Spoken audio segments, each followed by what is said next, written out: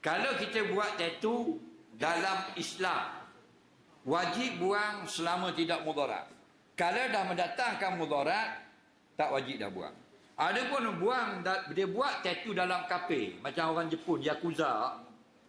Dah, benda jenis gangster haram Yakuza ni, dia buka je tak ada tattoo, habis seluruh tubuh tattoo.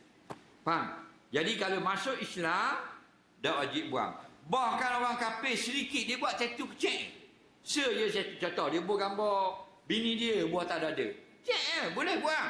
Tak wajib buang kalau buat dalam kafe.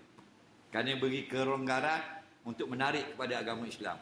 Ada pun orang Islam, kalau buat, wajib buang. Bila wajib buang? Kalau tidak membahayakan nyawa atau memudaratkan kesihatan. Kalau sampai jadi cacat, tak wajib buang. Kalau sampai mengganggu dia kena dijatang penyakit yang lain pula, tak wajib buang.